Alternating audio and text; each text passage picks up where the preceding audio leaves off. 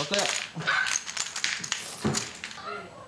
열흘 전 아내 김현정 씨는 넷째를 낳았습니다. 8월 삼복더위에 김현정 씨는 산후조리를 하느라 이만저만 고생이 아닙니다.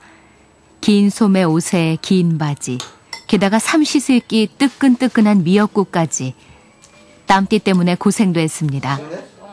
하지만 제일 힘든 것은 여기저기 쑤시는 몸입니다. 조금 아직 왼쪽 편이 아직도 아파. 어깨며 팔꿈치도 시큰거리고 앉았다 일어설 때면 무릎도 아파옵니다. 아무래도 아이 뭐 전맥이고 하니까 어깨도 결리고 한다고 하니까요. 전체적으로 뭐 어깨에 주로 많이 주물러주고 이번에는 전에는 안 그랬었는데 팔꿈치 아프다고 하고. 임신 기간 10달 동안 여성은 엄청난 신체의 변화를 경험합니다. 주먹만 하던 자궁은 30~40배나 커지고 혈류는 30% 이상 증가합니다. 척추가 휘면서 요통이 발생하고 관절에도 무리가 옵니다. 하지만 아기를 낳았다고 금방 몸이 임신 전 상태로 돌아오는 건 아닙니다. 출산 직후 산모의 몸은 전체적으로 심하게 이완되고 변형돼 있기 때문입니다.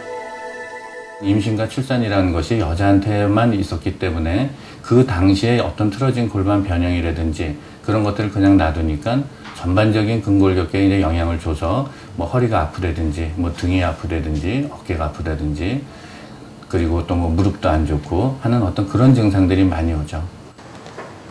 하지만 출산과 동시에 육아 부담을 안아야 하는 여성들의 경우 자신의 몸에 신경을 쓰기란 쉬운 일이 아닙니다.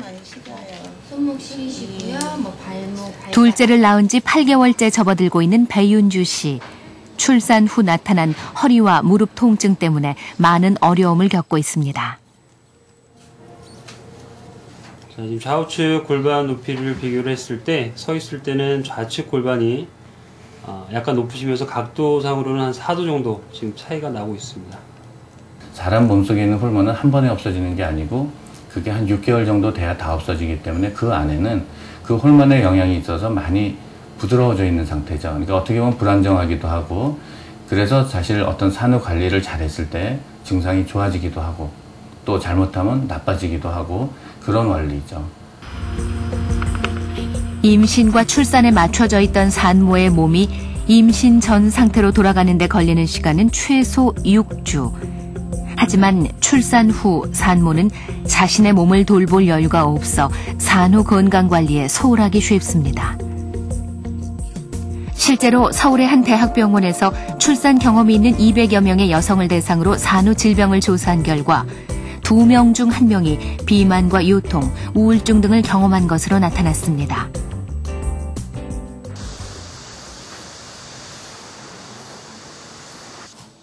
두 아이의 엄마인 서혜정 씨는 임신과 출산 과정에서 늘어난 체중 때문에 이만저만 스트레스가 아닙니다. 주위에서는 막 이래요. 야, 뭐 애기 낳기 전보다 허벅지가 3분의 1이 됐대요. 그럼 얼마나 뚱뚱했다는 소리예요. 되게 기분 나쁘죠?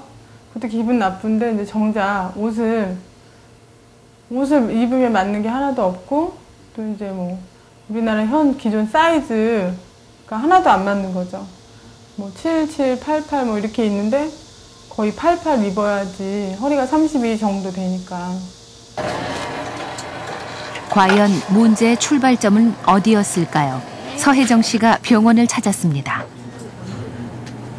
자체중이시고 BMI에서는요. 네. 보니까 지방이 의외로 7kg, 7, 8kg 정도 많으시고 체지방률이 많네요. 임신 전만 해도 키 170cm에 체중 55kg의 날씬한 몸매였던 서혜정 씨. 그런데 첫째와 둘째를 임신하면서 체중이 29kg이나 늘었습니다. 출산 후 가까스로 10kg 정도 감량하긴 했지만 한 번 늘어난 체중은 더 이상 빠지질 않았습니다.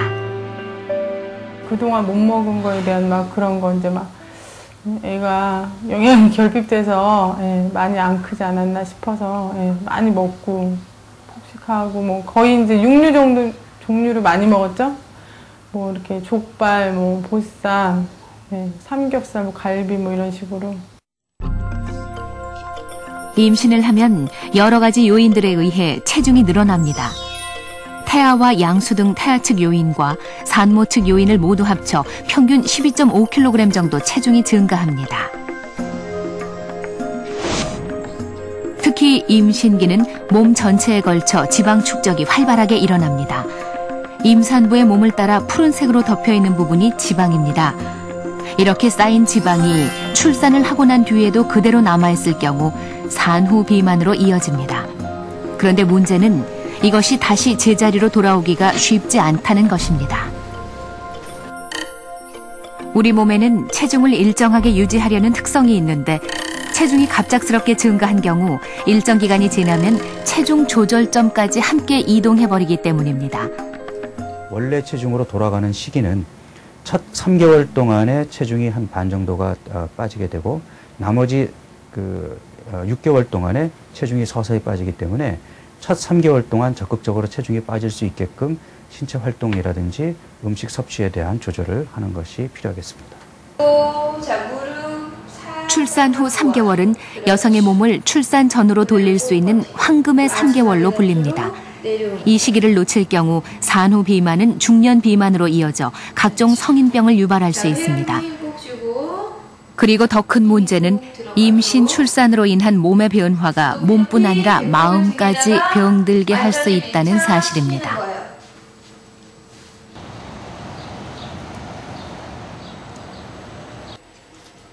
뇌 영상과학자인 마크 조지 박사는 출산 후 산모들의 감정 변화에는 어떤 특징이 있는지 연구했습니다. 이를 위해 조지 박사는 출산을 한 산모와 아빠들에게 자기 아기의 울음소리를 들려준 후 뇌의 반응을 촬영했습니다. 그 결과 엄마와 아빠가 보여준 뇌의 반응은 큰 차이를 보였습니다. 자기 아기의 울음소리에 대해 엄마의 뇌는 즉시 민감하게 반응하는 반면 아빠의 뇌는 별로 반응하지 않았습니다. 여성의 반응도가 남성보다 5배나 높았습니다. 더 높게 반응을 했을 뿐만이 아니라 감정을 조절하는 뇌의 깊은 부분이 활성화됐습니다. 반면 남성들은 뇌의 피질 부분으로 듣고 있습니다. 예를 들어 신문을 보거나 스포츠 중계를 듣고 있을 때 반응하는 뇌의 바깥 부분으로 듣고 있는 것입니다. 그 정도는 마음을 움직이지 못하는 사소한 일들이죠. 출산 후 민감해지는 산모의 뇌는 때로 산모를 우울증에 빠뜨리기도 합니다. 셋째를 낳은 지 100일이 갓 지난 박진영 씨는 지난 석 달 동안 마치 어둡고 긴 터널을 지나온 느낌입니다. 그때는 그게 우울증이라고는 생각 안 했고요. 혼자 있는데 막연히 입맛도 없고 우울하고 슬퍼지고 걱정이 많이 됐어요. 진영 씨는 올 3월 예쁜 딸을 얻었습니다. 그런데 기쁨도 잠시. 갓난아기 보랴 첫째와 둘째 거두랴. 해도 끝이 없는 집안일은 진영 씨를 힘겹게 했습니다.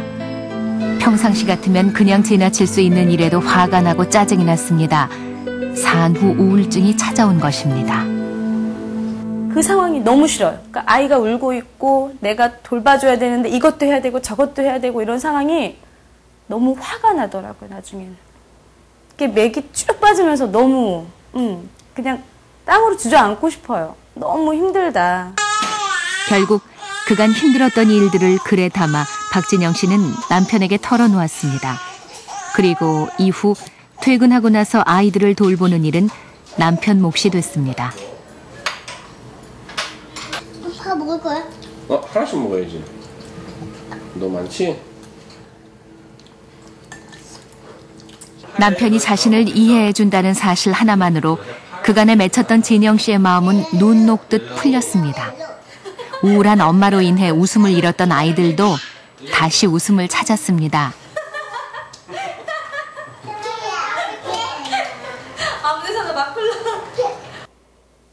나를 헤아려주고 있구나. 정말